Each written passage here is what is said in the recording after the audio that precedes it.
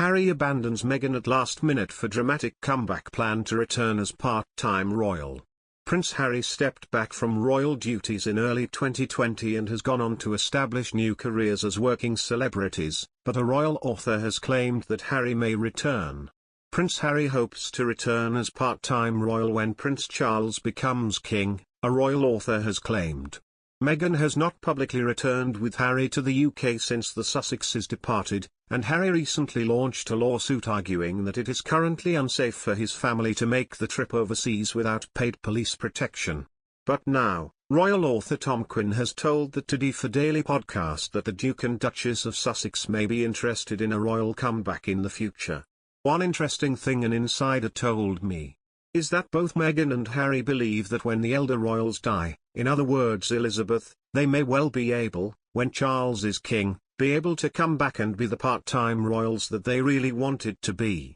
So that they would be 6 months, as working royals, and 6 months in the States or wherever doing their own thing. That was something that Queen Elizabeth absolutely said couldn't happen, but I think Meghan and Harry are hoping that Charles, Harry's after all, will be more of a modernizer and will say to them, okay, if you want to be part-time royals, that's fine.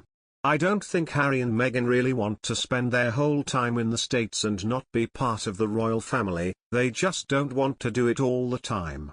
It has long been reported that Charles will look to slim down the monarchy when he ascends to the throne. This would help to save costs on the taxpayer, and some reports have suggested that Charles will be considering a team of 7 senior royals, with these plans not including Harry, Meghan, or Prince Andrew. Tom suggested that the Prince of Wales is completely right in developing these alleged plans, as it will eliminate much of the criticism around the firm. I think scandals in the royal family often arise because you've got people like Princess Margaret and Prince Harry, Andrew particularly, they don't have enough to do, he claimed. They don't have an official role but they can't go out and get an ordinary job like the rest of us, so they get into trouble. The royal author went on to suggest that, despite reports about royal fears surrounding the content of Harry's upcoming memoir, the prince has never held any intention of damaging the royal institution. I don't think Harry does want to destroy the royal family, Tom stressed. I think he just really does want to find a role.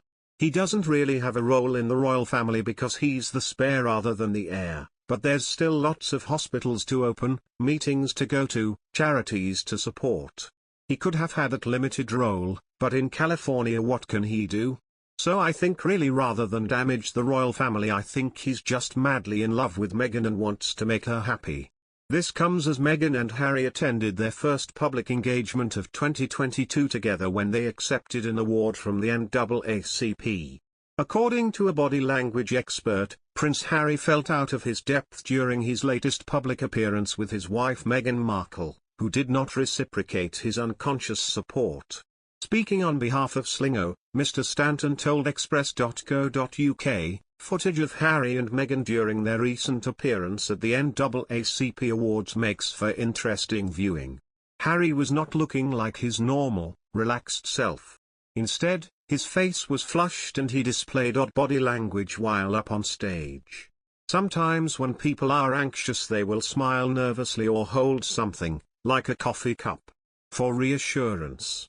In this situation, Harry is gripping the award as a means of reassurance. His facial muscles appear tense and he isn't smiling.